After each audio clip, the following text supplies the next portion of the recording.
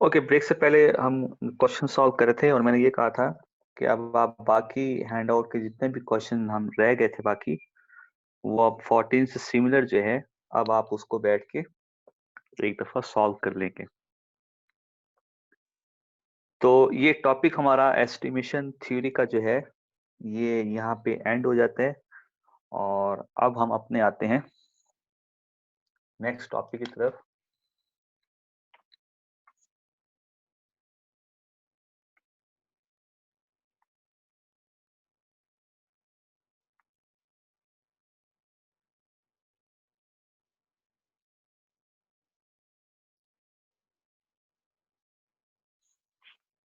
Testing hypothesis.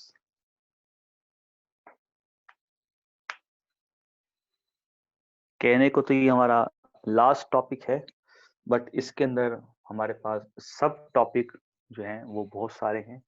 मतलब ये हमारा वैसे लास्ट टॉपिक है, मेन लास्ट टॉपिक है, बट इसमें हमारे जो है 3 से 4 क्लासेस लग जाएंगी इसको एंड करते हुए। कोशिश करेंगे जल्दी एंड कर लें, या मजीद इसके जो है कुछ प्रॉब्लम्स और ज्यादा सॉल्व करके कोशिश करेंगे इसको जल्दी से जल्दी एंड करके हम अपना कोर्स वाइड अप कर लें। ओके, टेस्टिंग हाइपोथेसिस में फर्स्ट ऑफ ऑल हम अपने डेफिनेशन को डिफाइन करते हैं कि what is a hypothesis. Hypothesis क्या होता है, फिर हम आहिस्ता आहिस्ता आते हैं टेस्टिंग की तरफ। हाइपोथेसिस को हम इस तरह से डिफाइन करते हैं कि any statistical statement which has to be verified or proved or accepted or rejected on the basis of some given information। मतलब हाइपोथेसिस क्या है? कोई भी ऐसा स्टैटिस्टिकल स्टेटमेंट जिसको आपने वेरीफाई करना हो, जिसको आपने प्रूफ करना हो, जिसको आपने एक्सेप्ट करना हो, या जिसको आपने रिजेक्ट करना हो। किस बेसिस पे?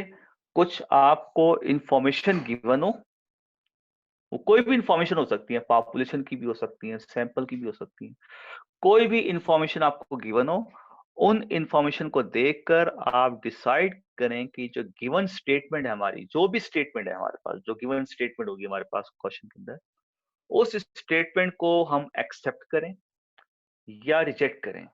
उसके लिए हम उसको प्रूफ करें, उसको वेरीफाई करें, डिफरेंट टेक्निक्स के थ्रू, डिफरेंट मेथड्स के थ्रू उसको वेरीफाई करें कि हमारा जो गिवन स्टेटमेंट है ये एक्सेप्ट होगा या रिजेक्ट होगा। एक्सेप्ट का मतलब हम उसको तस्लीम कर लेंगे, मतलब ये चीज सही है। रिजेक्ट का मतलब हम कह देंगे नहीं, ये जो लिखा हुआ है ये गलत है। अब इस चीज को प्रूव करना, इस चीज को वेरीफाई करना, तो ऐसी स्टेटमेंट जो भी हमारे पास गिवन होती है उसको हम हाइपोथेसिस कहते हैं। मतलब रिसर्च वर्क के हवाले से टेस्टिंग हाइपोथेसिस, रिसर्च के हवाले से ये जहाँ पे थीसिस लिखे जाते हैं, जहाँ पे कोई नई चीज डेवलप की जाती है, कोई नई थ्योरी डेवलप की जाती है, तो वहां पे फिर टेस्टिंग हाइपोथेसिस को यूज किया जाता है। मतलब हम कोई नई चीज, नई थ्योरी डेवलप करना चाह रहे हैं, तो उस नई थ्योरी को एक्सेप्ट करेंगे या रिजेक्ट करेंगे। उस नई थ्योरी के लिए हमारे पास बेसिक इंफॉर्मेशन क्या होगी, उन इंफॉर्मेशन को सामने रखते हुए हम अपनी थ्योरी को एक्सेप्ट करेंगे या रिजेक्ट करेंगे। तो ये बेसिकली जैसे मैंने बताया था, ये सारे आपके रिसर्च के हवाले से टॉपिक्स हैं। सैंपलिंग डिस्ट्रीब्यूशन हो गया, एस्टिमेशन थ्योरी हो गया, और टेस्टिंग हाइपोथेसिस। तो टेस्टिंग हाइपोथेसिस हमारा लास्ट स्टेप होता है जब हम कोई थीसिस लिख रहे हो या कोई नई थ्योरी डेवलप कर रहे हो, तो एंड पे आके फिर हम उसको टेस्टिंग हाइपोथेसिस के थ्रू जो है वो चेक करते हैं कि जो हमने काम किया है वो एक्सेप्टेबल है या नहीं, मतलब उसको हम एक्सेप्ट करेंगे या रिजेक्ट करेंगे। तो it is of two type. Hypothesis को जो है फर्दर हम दो टाइप में डिफाइन करते हैं।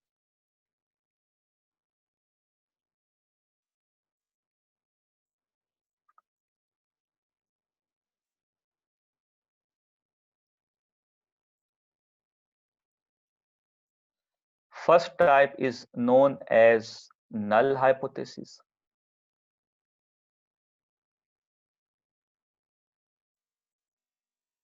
and second type is known as alternate hypothesis.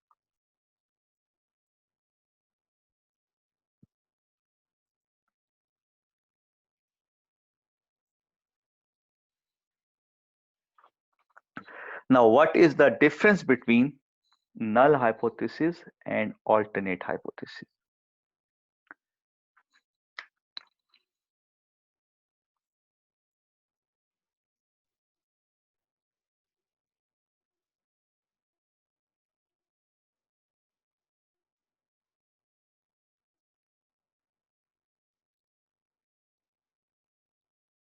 A hypothesis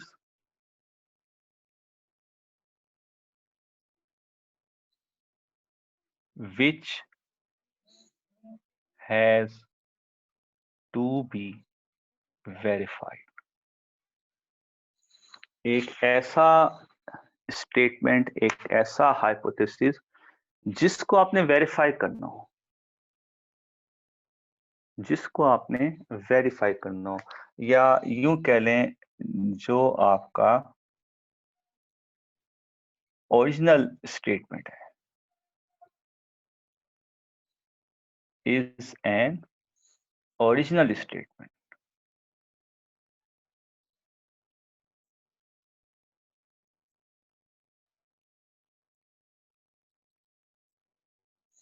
original statement का मतलब क्या है? मतलब जो आपका असल प्रॉब्लम है, जो आपका असल स्टेटमेंट है, जो आपका असल थ्योरी है, जिसको आपने प्रूव करना है कि ये सही है या गलत है, जिसको आपने चेक करना हो, जिसको आपने वेरीफाई करना हो, जिसको आपने प्रूव करना हो, ऐसी स्टेटमेंट को हम नल हाइपोथेसिस कहते हैं।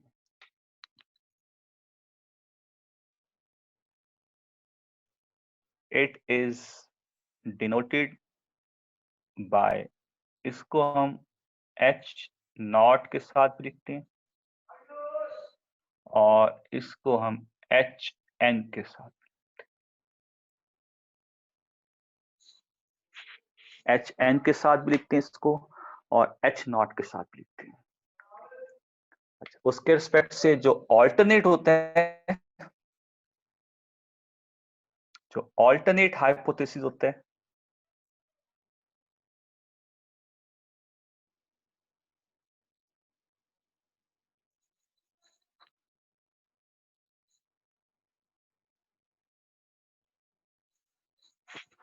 तो ऑल्टरनेट जैसे नाम से ज़ाहिर है, ये जो स्टेटमेंट होता है ये एच नॉट का उलट होता है। उलट का मतलब उसका नेगेटिव, उसका ऑपोजिट।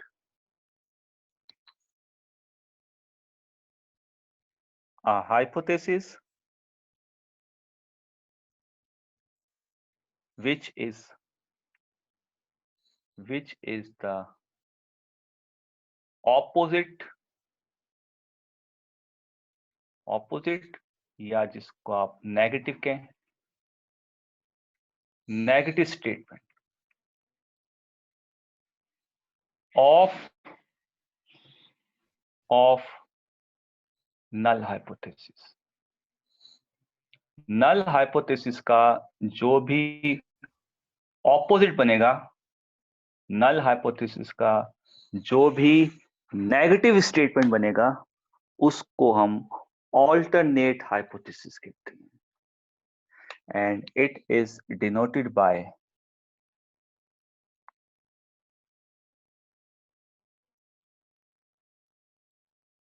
इसको हम H1 भी लिखते हैं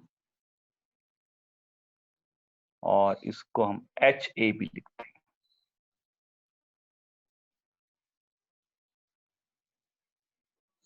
इसको HA भी लिखा जाता है, इसको H1 भी लिखा जाता है।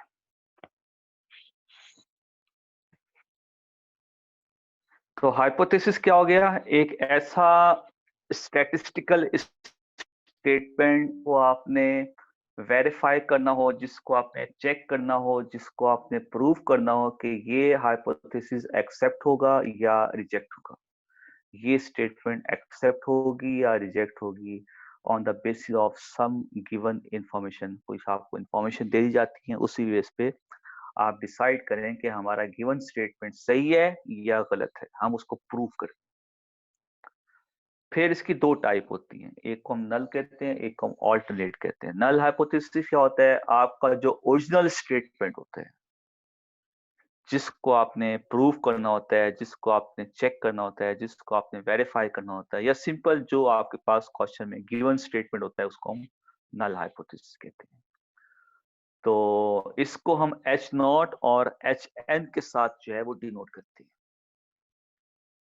देन ऑल्टरनेट हाइपोथेसिस है। ऑल्टरनेट हाइपोथेसिस क्या होता है? ये आपका नल हाइपोथेसिस का बिल्कुल उलट स्टेटमेंट होता है। अगर वो यस कह रहे हैं तो ऑल्टरनेट में आप नो लिखेंगे, अगर नल में नो कह रहे हैं तो ऑल्टरनेट में आप यस लिखेंगे। मतलब नल और ऑल्टरनेट का अगर आप इंटरसेक्शन लेते हैं ना, इंटरसेक्शन, इंटरसेक्शन क्या होते हैं? कॉमन नल स्टेटमेंट का और ऑल्टरनेट स्टेटमेंट का अगर आप इंटरसेक्शन ले रहे हैं तो इसमें आपको कोई चीज कॉमन नहीं मिलेगी। That is the null set. Null और ऑल्टरनेट का अगर आप इंटरसेक्शन डिफाइन करते हैं, इंटरसेक्शन का मतलब होता है दोनों स्टेटमेंट में कॉमन चीज क्या है, तो इनका इंटरसेक्शन नल सेट होता है। जैसे मैंने कहा ना, दोनों एक दूसरे के ऑपोजिट है ना। एक में अगर यस कह रहे हैं तो दूसरे में नो कह रहे हैं, तो दोनों में कोई चीज भी कॉमन नहीं होगी। तो दोनों स्टेटमेंट का इंटरसेक्शन सेट होता है। नल स्टेटमेंट ऑल्टरनेट का उलट होता है, ऑल्टरनेट नल का उलट होता है। मतलब ये दोनों स्टेटमेंट एक दूसरे से टोटली ऑपोजिट होती है, इनमें कोई चीज भी कॉमन नहीं होती, इनमें कोई स्टेटमेंट भी, इनमें कोई चीज भी कॉमन नहीं होती। टेस्टिंग हाइपोथेसिस क्या है? अभी तो हमने हाइपोथेसिस को डिफाइन किया है, उसकी टाइप्स को डिफाइन किया है। टेस्टिंग हाइपोथेसिस क्या है? ये एक कंप्लीट प्रोसीजर है, स्टेप बाय स्टेप का, जो डिपेंड करता है 7 स्टेप्स पे। टेस्टिंग हाइपोथेसिस एक कंप्लीट प्रोसीजर है, स्टेप बाय स्टेप डिफाइन करने के हवाले से अपने प्रॉब्लम को स्टेप बाय स्टेप डिफाइन करता है। और ये जो प्रोसीजर है, कंप्लीट प्रोसीजर, या जिसको हम टेस्टिंग कहते हैं, ये पूरा टेस्टिंग प्रोसीजर जो है ये 7 स्टेप्स पे डिपेंड करता है। वो 7 स्टेप्स कौन से हैं? अब मैं उन स्टेप्स को वन बाय वन थोड़ा सा इंट्रोड्यूस करता हूँ कि वो 7 स्टेप्स क्या हैं, उनको हम किस तरह से यूज करेंगे। फिर हम आहिस्ता आहिस्ता उनकी कंडीशंस, और फिर आहिस्ता आहिस्ता जो है अपने एक्सरसाइज के प्रॉब्लम्स की तरफ आएंगे। हमारे पास कोई प्रॉब्लम गिवन होगा, हमने उसमें टेस्टिंग हाइपोथेसिस के स्टेप्स को यूज करके उसके अंदर जो भी हमारे पास स्टेटमेंट होगी उसको हमने प्रूफ करना होगा, उसको हमने वेरीफाई करना होगा कि इसको हम एक्सेप्ट करें या रिजेक्ट करें।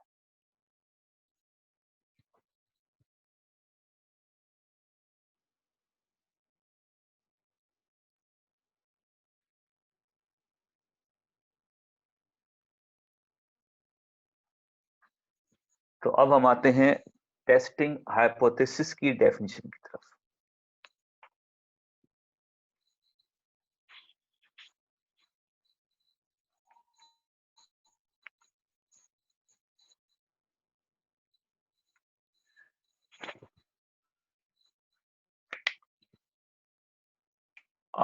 Step by step complete procedure in which we define our null hypothesis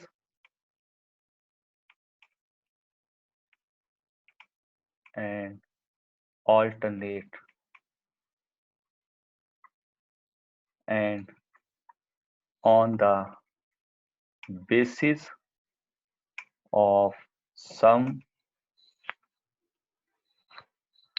given information of samples, we accept or reject the population statement.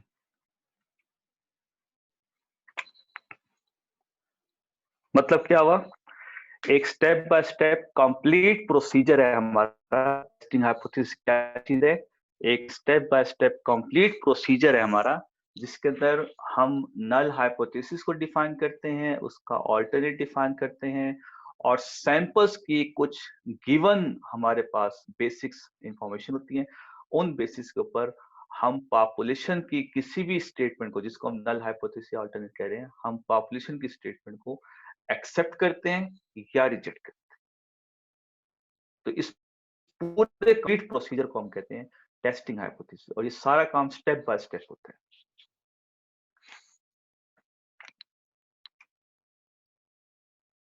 It's depends on 7 main steps. ये पूरा प्रोसीजर जो है वो 7 steps पे depend करता है। Okay, step 1 क्या है? स्टेप 1 में जब हमारा प्रॉब्लम हमारे सामने आता है, हम उसको पढ़ने के बाद डिसाइड करते हैं to choose the null and alternate hypothesis. पहला स्टेप हमारा क्या होता है? टेस्टिंग हाइपोथेसिस का क्वेश्चन सॉल्व करने के लिए जो हमारा पहला स्टेप होता है वो ये है कि हम प्रॉब्लम को पढ़ने के बाद पहले स्टेप पे ये डिसाइड करेंगे कि हमारे प्रॉब्लम के अंदर H0 क्या है और H1 क्या है। H0 का मतलब हो गया नल हाइपोथेसिस, H1 का हो गया ऑल्टरनेट हाइपोथेसिस। प्रॉब्लम पढ़ने के बाद पहला स्टेप आपका ये बताता है कि आपने अपने प्रॉब्लम के अंदर से नल और ऑल्टरनेट हाइपोथेसिस को सिलेक्ट करना है, उसको चूज करना है, उसको डिसाइड करना है। ये हमारा पहला स्टेप होगा। अभी हम इसको मजीद डिफाइन करेंगे कि पहले स्टेप में हमारे पास कंडीशन क्या क्या हो सकती हैं, वो फिर मैं आपको मजीद डिफाइन करूंगा। पहले हम 7 स्टेप्स को डिफाइन कर लेते हैं। स्टेप 2 में क्या होगा? स्टेप 2 में होगा हमारा लेवल ऑफ सिग्निफिकेंस।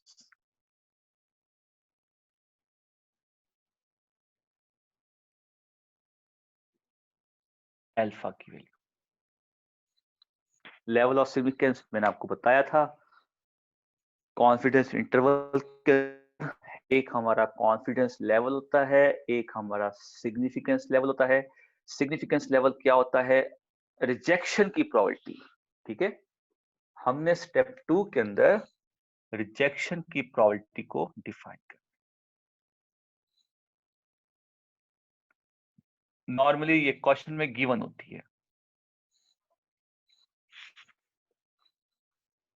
ठीक है, ये क्वेश्चन में गिवन होती है। हम इसको क्वेश्चन से उठा लेते हैं। ये हमारा स्टेप 2 होगा, जिसके अंदर हम अपने H0 को एक्सेप्ट या रिजेक्ट करने की जो प्रोबेबिलिटी होती है उसको हम डिफाइन करते हैं, मतलब उसकी रिजेक्शन की प्रोबेबिलिटी। तो ये मैंने आपको बताया था, जैसे कम से कम होनी चाहिए। मतलब आप कोई थीसिस का काम अगर कर रहे हैं तो आपके उसके एक्सेप्ट होने के चांसेस ज्यादा होने चाहिए, उसके रिजेक्ट होने के चांसेस कम होने चाहिए। कोई भी थीसिस कर रहे हैं, कोई भी रिसर्च वर्क कर रहे हैं, तो हमारे माइंड में क्या होता है कि मेरा रिसर्च वर्क जो है वो टॉप क्लास पे एक्सेप्ट हो जाए। ठीक है, उसके रिजेक्ट होने की प्रोबेबिलिटी क्या होगी? तो वो जाहिर बात है हम मिनिमम की तरफ सोचेंगे ना कि उसके 1% 2% चांसेस हैं कि हमारा थीसिस रिजेक्ट हो जाए, बट 98% एक्सेप्ट होना चाहिए। तो स्टेप 2 में हम लेवल ऑफ सिग्निफिकेंस डिफाइन करते हैं, मतलब रिजेक्शन की प्रोबेबिलिटी। तो ये कम से कम होती है, ये मैं आपको बता चुका हूँ, इसको कम से कम अज्यूम करते हैं। स्टेप 3 में आएंगे, to decide whether the given problem is solved by using one tail test, two tail test। Step 3 में हम डिसाइड करेंगे कि हमारे पास जो गिवन प्रॉब्लम है उसको हम वन टेल टेस्ट से करेंगे या टू टेल टेस्ट से करेंगे। ये क्या है ये मैं आपको बाद में बताऊंगा, ठीक है। ये मैं बाद में बताऊंगा कि स्टेप 3 के अंदर ये वन टेल टेस्ट क्या होता है, ये टू टेल टेस्ट क्या होता है। थोड़ा सा मैंने इसका आपको कंसेप्ट दिया था, अब मजीद इसका मैं आपको कंसेप्ट दूंगा कि वन टेल टेस्ट क्या होता है, टू टेल टेस्ट क्या होता है। तो स्टेप 3 में हम डिसाइड करेंगे कि हम अपने प्रॉब्लम को जो है वो वन टेल टेस्ट से करेंगे या टू टेल टेस्ट से करेंगे। स्टेप 4 में आएंगे,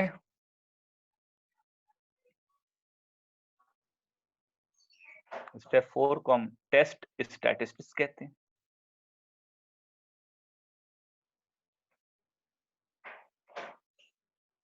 हमारा सब्जेक्ट जो है जैसे होता है ना स्टैटिस्टिक्स, तो स्टैटिस्टिक्स में एंड पे एस आता है, ठीक है। ये स्टैटिस्टिक है, ये स्टैटिस्टिक्स नहीं है। स्टैटिस्टिक अलग वर्ड है, स्टैटिस्टिक्स अलग वर्ड है। स्टैटिस्टिक्स तो आपका सब्जेक्ट हो गया, तो ये स्टैटिस्टिक है, ठीक है। इसके बारे में मैं आपको बताऊंगा ये क्या होता है, ठीक है। स्टेप 4 में हम टेस्ट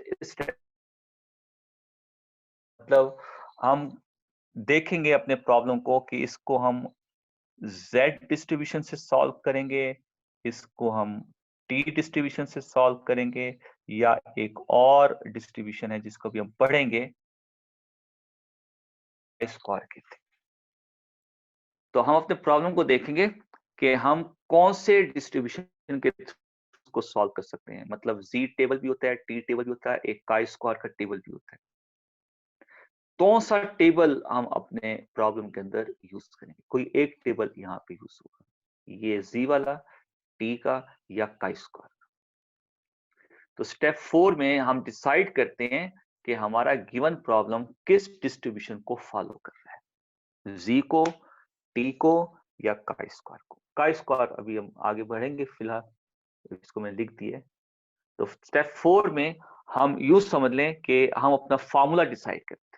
स्टेप 4 के अंदर हम अपना फॉर्मूला डिसाइड करते हैं कि हम किस फॉर्मूले के थ्रू अपने प्रॉब्लम को सॉल्व करेंगे। स्टेप 5 पे आएंगे।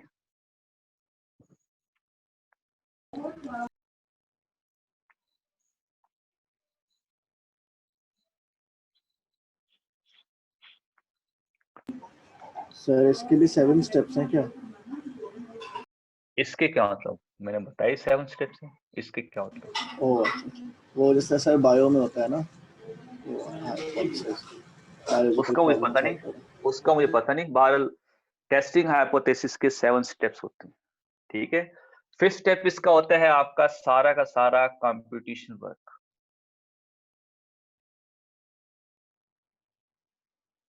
कंप्यूटेशन वर्क, कैलकुलेशन वर्क, मतलब जो फॉर्मूला हमने यहां से डिसाइड किया ना, जो फॉर्मूला हमने यहाँ से डिसाइड किया, लाइक अगर हम z का फॉर्मूला यूज कर रहे हैं, x bar minus mu upon sigma upon n under root, t का फॉर्मूला यूज कर रहे हैं x bar minus mu upon small s upon n under root, या काई स्क्वायर का फॉर्मूला यूज कर रहे हैं समेशन o माइनस का होल स्क्वायर अपॉन ई, ये मैं आपको बताऊंगा बाद में ना।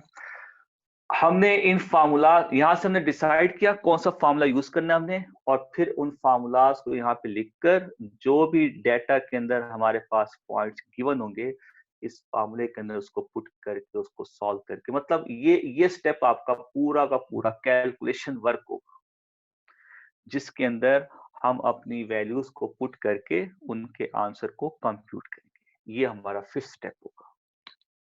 स्टेप 6 में आएंगे। स्टेप 6 में आपका होता है क्रिटिकल रीजन। ग्राफिकली हम डिसाइड करेंगे कि जैसे हमने यहाँ पे डिफाइन किया लेवल ऑफ सिग्निफिकेंस, अब हम ग्राफिकली उसको डिफाइन करेंगे कि हमारा रिजेक्शन रीजन क्या होगा। ग्राफ में रिजेक्शन रीजन कौन सा होगा, उसको हम ग्राफिकली रिप्रेजेंट करेंगे इस तरह से। तो ये हमारा रिजेक्शन रीजन हो गया, ये हमारा एक्सेप्टेंस हो गया, ये रिजेक्ट हो गया। तो जो भी अल्फा गिवन होगा ना, उसके रिस्पेक्ट से हम स्टेप 6 के अंदर रिजेक्शन रीजन जो है वो डिफाइन करेंगे कि हमारा रिजेक्शन रीजन कितना होगा, हमारा एक्सेप्टेंस रीजन कितना होगा। इसको हम क्रिटिकल रीजन भी कहते हैं, रिजेक्शन को क्रिटिकल रीजन भी कहते हैं। तो उसको हम डिसाइड करेंगे graphically.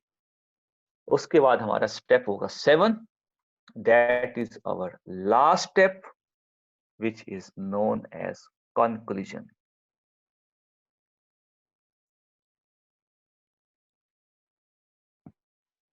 To reject or accept H naught. 7th step पे हम कंक्लूड करेंगे कि हमने अपने H नॉट को जो ओरिजिनल स्टेटमेंट था उसको हम कंक्लूड करेंगे कि उसको हम एक्सेप्ट करें या रिजेक्ट करें। तो ये हमारे 7 स्टेप्स हो गए। 7 स्टेप्स का होता है ये टेस्टिंग हाइपोथेसिस का प्रोसीजर। तो अब हम अच्छा, इन सारे स्टेप्स के अंदर जो सबसे टिपिकल स्टेप्स है, मतलब जो सबसे मुश्किल तरीन स्टेप्स है, मतलब जो अक्सर क्वेश्चन में हमें तंग करता है, वो है हमारा पहला स्टेप, जिसके अंदर हमने प्रॉब्लम को पढ़ के डिसाइड करना है कि असल में हमारा स्टेटमेंट क्या है जिसको हमने वेरीफाई करना है। तो कुछ प्रॉब्लम्स के अंदर ना वो आपको डायरेक्ट लिखा हुआ दे देता है कि ये हमारा H0 है, ये हमारा H1 है, लिखा हुआ दे देता है डायरेक्ट आपको, नल हाइपोथेसिस ये है, ऑल्टरनेट ये। कुछ क्वेश्चन वो लिख के नहीं देता आपको, वो बस एक स्टेटमेंटल प्रॉब्लम चला देते हैं और फिर उसको बैठ के पढ़ते रहो और उसमें से खुद बैठ के डिसाइड करो कि उसने हमें क्या कहा है कि किस चीज को आपने वेरीफाई करना।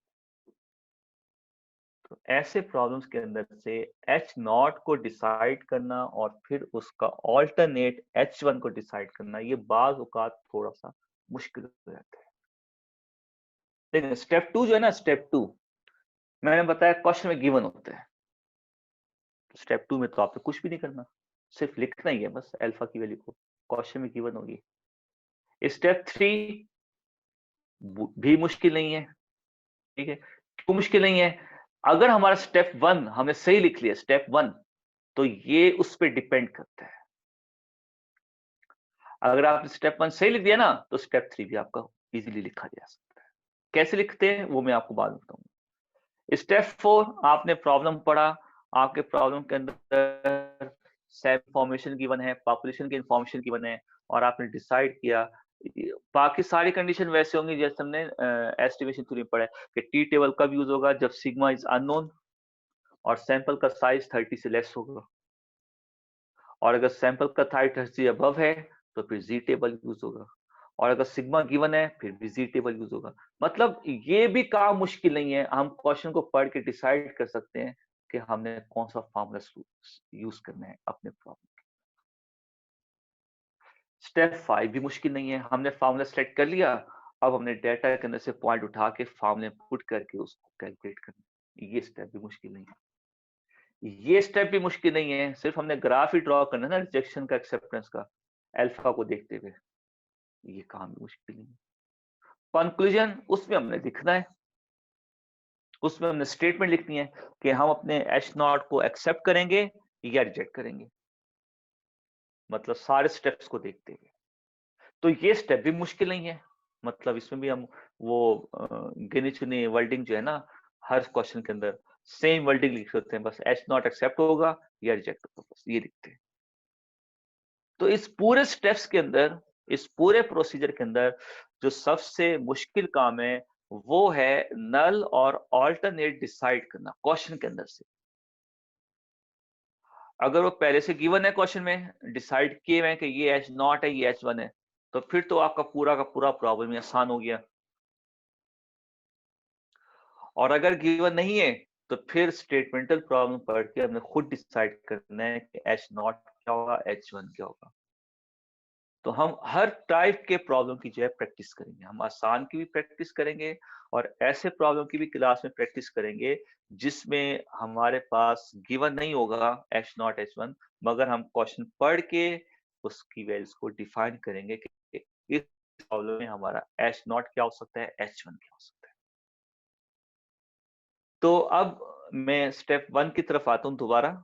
स्टेप वन को अब हम थोड़ा सा ना डेप्थ में ले जाते हैं, उसको स्टेप वन को हम थोड़ा सा डेप्थ में जाके डिफाइन करते हैं कि एच नॉट एच वन जो है, अगर हमारे पास कोई प्रॉब्लम गिवन होता है तो एच नॉट उसमें पॉसिबल हमारे सामने किस शेप में आ सकता है, और फिर उसका ऑल्टरनेट एच वन जो है पॉसिबली हम किस तरह से डिफाइन कर सकते हैं। तो अब हम इस तरफ आते हैं कि हम पॉसिबल एच नॉट और एच वन की वैल्यू कैसे सपोज कर सकते हैं, उसको कैसे डिफाइन कर सकते हैं। तो अभी तो एक चीज अपने ध्यान में रखिएगा, जैसे हमने एस्टिमेशन थ्योरी के अंदर पॉपुलेशन के मीन को कंप्यूट करने का कॉन्फिडेंस इंटरवल कंप्यूट किया था, ठीक है, पॉपुलेशन का मीन। तो अभी जो हम टेस्टिंग हाइपोथेसिस का प्रोसीजर स्टार्ट करने जा रहे हैं, इसमें भी हमारे पास पॉपुलेशन के मीन की कोई स्टेटमेंट होगी और हमने उसको वेरीफाई करना होगा कि ये स्टेटमेंट ट्रू है या फॉल्स है, मींस इसको एक्सेप्ट करेंगे या रिजेक्ट करेंगे। मतलब क्या हुआ, टेस्टिंग हाइपोथेसिस के अंदर हम पॉपुलेशन के मीन की वैल्यू को टेस्ट करेंगे, जैसे हमने एस्टिमेशन थ्योरी के अंदर पॉपुलेशन के मीन का इंटरवल ड्रॉ किया था। अब हम टेस्टिंग हाइपोथेसिस के अंदर पॉपुलेशन के मीन को टेस्ट करेंगे। हमारे पास कोई पॉपुलेशन के मीन की वैल्यू होगी, हम उसको टेस्ट करेंगे कि क्या ये एक्सेप्टेबल है या इसको हम रिजेक्ट। तो अभी हमारा थोड़ा जो लेवल है ना, हमारा जो स्टडी का लेवल है, हम अभी ग्रेजुएशन लेवल के ऊपर हैं। तो ग्रेजुएशन लेवल के ऊपर आपको सिर्फ यही चीजें बताई जाती हैं कि पॉपुलेशन के मीन को टेस्ट करना है, पॉपुलेशन के मीन का इंटरवल ड्रॉ करना है।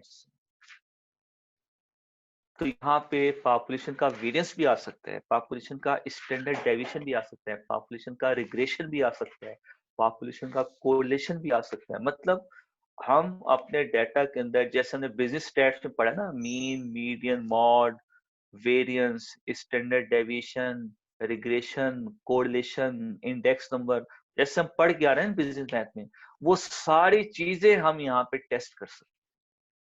उन सारी वैल्यूज का हम इंटरवल ड्रॉ कर सकते हैं। बट जो हमारा लेवल है, जिस लेवल पे हम पढ़ रहे हैं, जो हमारे माइंड हैं, उनके रिस्पेक्ट से जो है, या जो हमारा कोर्स आउटलाइन है, या जो हमारा सिलेबस, उसके रिस्पेक्ट से हम सिर्फ पॉपुलेशन के मीन को टेस्ट करेंगे। पॉपुलेशन के मीन की हमने एस्टिमेशन इंटरवल ड्रॉ किया था, इंटरवल और पॉपुलेशन के मीन को ही हम टेस्ट करेंगे। तो अभी हम जितने भी प्रॉब्लम सॉल्व करेंगे ना टेस्टिंग हाइपोथेसिस के अंदर, आप देखते हैं उसके हर प्रॉब्लम के अंदर पॉपुलेशन का मीन, पॉपुलेशन का मीन, पॉपुलेशन का मीन, उसको टेस्ट। तो पॉपुलेशन के मीन को टेस्ट करने के लिए अब हमारे पास पॉसिबल एच नॉट क्या हो सकता है और फिर उसका ऑल्टरनेट एच वन क्या हो सकता है। तो अब हम इस तरफ आते हैं कि हमारे पास पॉपुलेशन के मीन को टेस्ट करने के लिए पॉसिबल एच नॉट की वैल्यू क्या क्या हो सकती है और फिर उसके करस्पॉन्ड एच वन की वैल्यू क्या क्या हो सकती है। अब हम थोड़ा इस चीज पे डिटेल से थोड़ा सा डिस्कस करते हैं ताकि प्रॉब्लम हमारे सामने आए, हमें फौरन आइडिया हो जाए कि इस प्रॉब्लम के अंदर अगर हमने एच नॉट को लिखना है तो वो किस तरह से लिखेंगे, और अगर H1 को डिसाइड करना है तो वो किस तरह से लिखेंगे। तो मेरे ख्याल में ब्रेक का टाइम है 1 मिनट बच गया, ठीक है, सेशन फिनिश होने में 1 मिनट की बच गई है। तो हम ब्रेक पे जाते हैं, ब्रेक से वापस आते हैं, फिर वापसी आके हम टेस्टिंग हाइपोथेसिस का जो पहला स्टेप है ना, उसको थोड़ा डिटेल में जाके देखते हैं कि उस स्टेप में हम पॉसिबल वैल्यूज क्या-क्या ले सकते हैं एच नॉट की और H1 की। तो ब्रेक लेते हैं, ब्रेक के बाद 5 से 10 मिनट के बाद वापस आकर फिर इसको यहाँ से कंटिन्यू करते हैं।